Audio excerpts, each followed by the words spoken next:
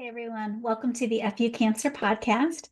This week we're joined by Los Angeles-based registered dietitian Anna Abel, who brings serious flavor to the table, literally and figuratively. With a background in oncology and chronic illness nutrition, Anna fuses clinical expertise with culinary skills through Stronger with Every Bite, FU Cancer's newest cooking series now streaming on Spotify and YouTube. Armed with a master's degree in nutrition and training from UCLA and Vanderbilt, Anna knows her stuff. But what sets her apart is her down to earth, no BS style. She gets that food is emotional, especially during cancer treatment, and she's on a mission to help people reconnect with their bodies and their plates, one practical, nourishing bite at a time. Whether you're in treatment, recovery, or caring for someone who is, this episode is packed with compassionate advice, relatable insights, and some laugh out loud moments.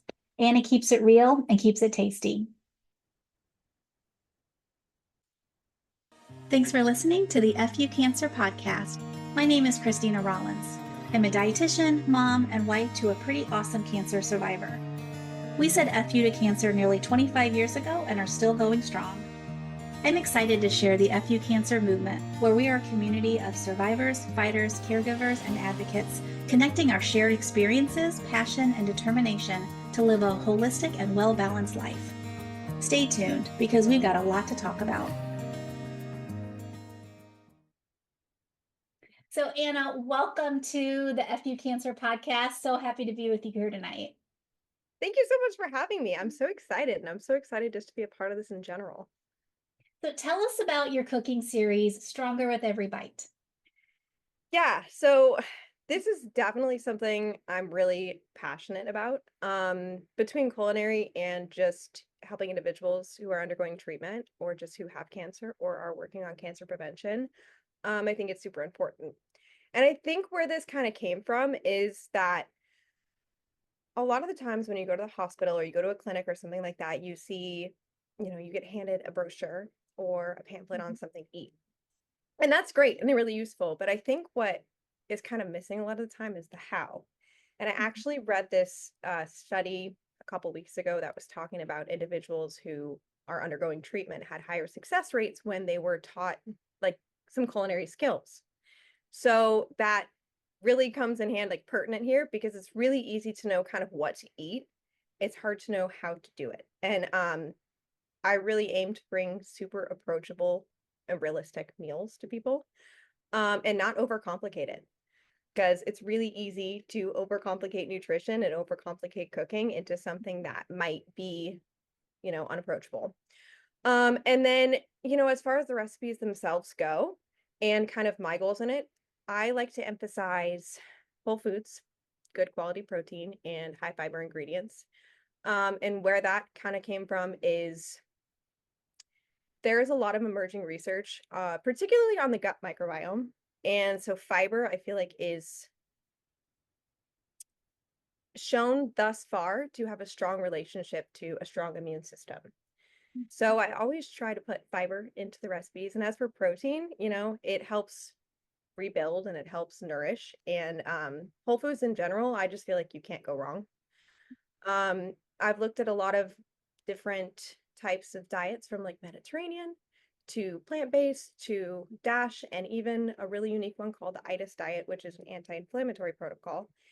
And I kind of took pieces from all of them on like what can work and what will be really nutrient dense, satisfying, and then for me, what will be really delicious and attainable.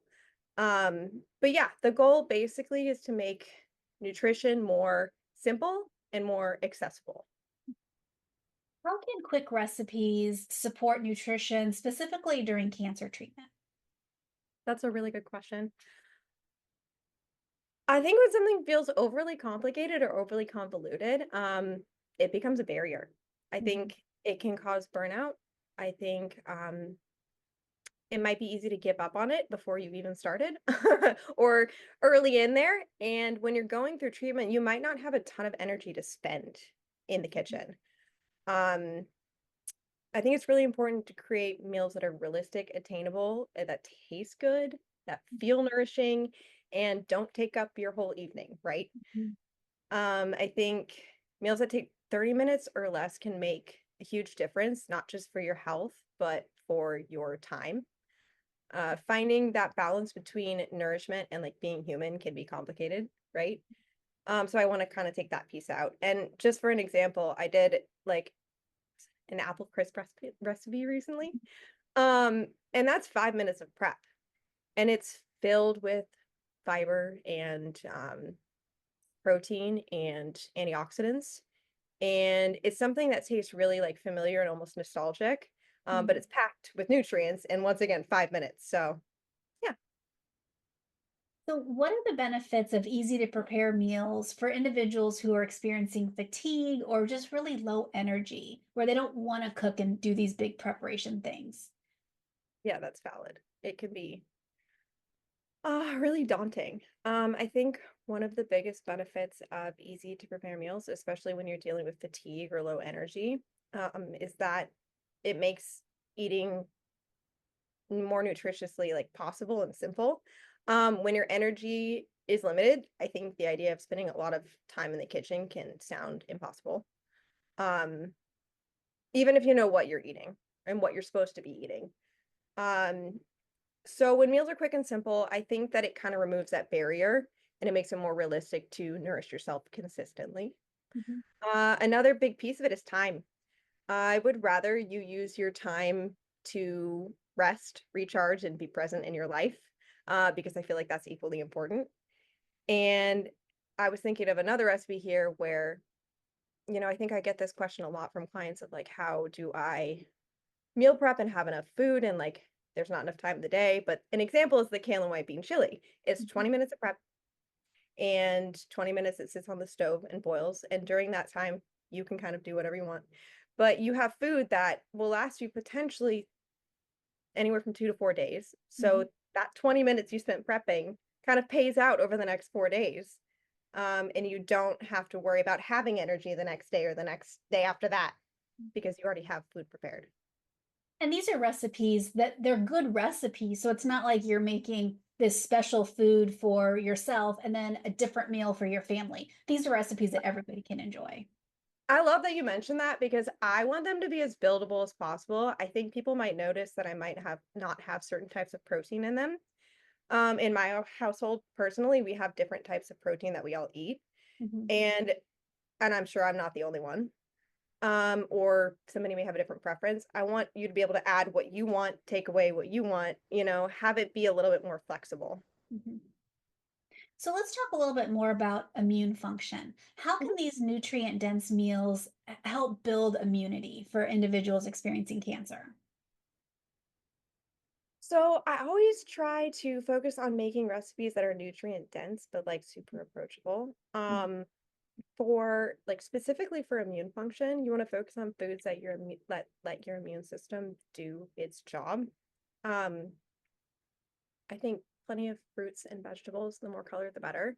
Mhm. And those will have things like well, vital nutrients and antioxidants. And there's this conversation in the nutrition world where the polyphenols and the antioxidants and everything contained in the fruits and vegetables should potentially be labeled as like an essential nutrient, so like essential to our well-being. Mhm. And I think that's a really interesting thing that should be talked about more. Another huge one is fiber. So we know a lot more now about the gut microbiome, and we know that fiber is the thing that it feeds on mostly. Mhm. And between the immune system and the gut health, like there's such a strong correlation. You want to build that up. Mhm. And I think people hear fiber and it's becoming more common. Like people are starting to talk about it, which I love. Mhm. But I think that the standard American diet doesn't really highlight that. And that if you look at people's intakes of fiber, they're pretty low. So I think increasing awareness and understanding of what those foods are and how to eat them, which you'll find a lot of fiber in the recipes that I do. That's important. And also protein. Protein is a major player too. When your body's under stress, which if you have cancer, if you're undergoing treatment, anything like that, your body depends on protein to rebuild. So yeah, when I think of my recipes too, and the recipes that are on there, I think, is there fiber? Is there color? Is there enough protein? Is it tasty? Then it's a total win. Mhm. So, what about individuals when they're experiencing appetite changes or they're having digestive challenges? So, I think when we hear fiber, we think, oh, I don't know if my gut will tolerate that. So, kind of how do you approach that with your recipes? Yeah, yeah. Um, so as far as digestibility goes, it can really vary person to person. Absolutely. There are so many different types of cancer and so many different types of treatments that can affect um, what your needs are. Incorporating more whole foods overall is helpful for a lot of people. Some people need to be a little bit more careful. And I always say, ask your doctor or dietitian what diet is right for you. Mhm. If it's high fiber, low fiber, there are different things. And I think for digestibility, if that's something you struggle with, softer, more spongy foods are going to be more ideal, right? I also think that if there's a substitution that you want to be made, please comment and please ask me. I would be happy to answer. And I also want you to be able to modify however you see fit. And if that you have a tough time, I'd be happy to help answer that. And then for appetite changes, I know they're pretty common. And sometimes there are just certain foods or ingredients that for whatever reason don't sound appealing or aren't working for you. Um, but yeah, I like to make things as flexible as possible. I also note that like some of my recipes might have spicy or I try to avoid that as much as possible or acidic or too crunchy of foods and know that that can be modified. I try to stay as neutral as possible on those. But there are definitely some modifications that may need to be made. Well, I've looked at your recipe videos. They're amazing. The food just looks so fantastic. My son actually loved the apple crisp, so thank you for that because it was just Yay! wonderful. But kind of to wrap things up, how can these fast, healthy meals really reduce stress in our lives and support both the patients and their families and caregivers? Yeah, I think that's such a great question. Mhm. Quick and easy is usually the answer, right? Mhm. In the context of treatment and recovery, I think that's important. It can be super daunting, and when you're already overwhelmed, you're expected to spend hours in the kitchen or hours preparing for yourself, and it doesn't have to be that way after, a long day of working, of fighting, of being human. Um, you can recognize that like you don't have to spend that time in the kitchen and still get the same quality that you might see elsewhere. Um, as for caregivers or for individuals, maybe they don't have a culinary background.